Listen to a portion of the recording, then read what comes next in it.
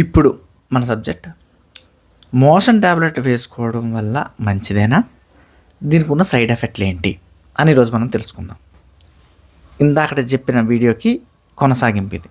Motion ట్యాబ్లెట్ల వల్ల ఉపయోగమైన జాగ్రత్తగా చూడండి. అసలు మనకు మోషన్ ఎందుకు అవుతుందో ఫస్ట్ చూద్దాం.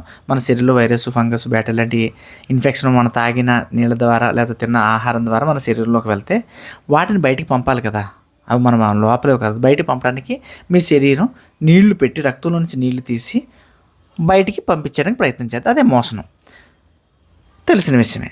ఇక్కడ ఇంకొక విషయం ఏంటంటే, ఇలా సార్ నాకు 4 సార్లు, 5 సార్లు, 6 సార్లు, 7 సార్లు మోషన్ అవుతుందని అంటారు.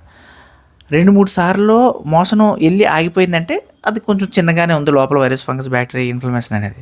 5, 6, 7, 8 వస్తుందంటే అంత మొండిగా ఉంది, దాన్ని అన్నిసార్లు బయటికి పంపాల్సి వస్తుంది అని అర్థం. మంచిది. మరి మీకు మోషన్ వస్తుందని చెప్పారు, ఎందుకు మోషన్ వస్తుంది? లోపల ఉన్న ఇన్ఫ్లమేషన్ లేకపోతే లోపల ఉన్న సమస్య బయట జీవులు, సూక్ష్మజీవులు మీ లోపల ఉండడం వాటిని బయటికి పంపడానికి మోషన్ తయారు చేసింది మీ బాడీ. బాగుంది. మరి మీరు ట్యాబ్లెట్ వేసేసుకున్నారు. ట్యాబ్లెట్ వేసేసుకుంటే ఏమవుతుంది? మీ ట్యాబ్లెట్ పెరిస్టాలిక్ మూమెంట్లు, పేగులు కొన్ని మూమెంట్లు కదలికలు చేస్తాయి, పెరిస్టాల్సిస్ మూమెంట్లు. ఆ మూమెంట్ని ఆపేస్తుంది. అంటే బాత్రూమ్ వెళ్ళాలంటే ఇలా కదులుతూ ఉంటుంది లోపల పేగులు, చిన్న పేగులు, పెద్ద పేగులు ఇలా కదులుతూ ఉంటే మోషన్ కదులుతూ ఉంటుంది.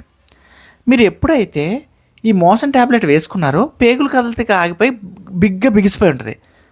అప్పుడు మోషన్ బయటికి రాదు. మోషన్ అయిపోయింది సూపర్ అనుకుంటుంది. అరే లోపల మోషన్ అయిపోయింది బాగానే ఉంది, మరి లోపల ఉన్న బయట జీవుల గురించి, సూక్ష్మజీవుల గురించి ఇన్ఫెక్షన్ ఉన్నది, లోపల ఇన్ఫ్లమేషన్ ఉంది, వైరస్, ఫంగస్, బ్యాక్టీరియా సంబంధించిన ఏదో ఒకటి ఉంది అందులో. మరి అది లోపల ఉంది కదా. మోషన్ ఆగిపోయిందని నువ్వు సంబరపడుతున్నావు, పెరిస్టాలిక్ మూమెంట్లు ఆపాడు ఇంగ్లీష్ మెడిసిన్ వాడు ఇచ్చి. మరి మోషన్ ఆపేసి మరి లోపల ఉన్నది లోపలే ఉంటుంది కదా. చెడు లోపల ఉన్నదంటే ఏమవుతుంది? లోపలికి మళ్ళీ లోపలికి వెళ్ళిపోద్ది. ఈ పేగుల్లో నుంచి లోపలికి వెళ్ళిపోయి లోపలంతా శరీరాన్ని మొత్తం నాశనం చేసేస్తుంది. జాగ్రత్తగా తినండి, వినండి. రోజు మనం తినే అన్నం ఉంది, మనకు శక్తిని ఇస్తుంది, సూపర్. అదే పొద్దున్న వండిన అన్నాన్ని మంచం కింద పెట్టి ఒక 3 రోజుల తర్వాత తిస్తే అందులో నుంచి పురుగులు వస్తాయి. గమనించారా?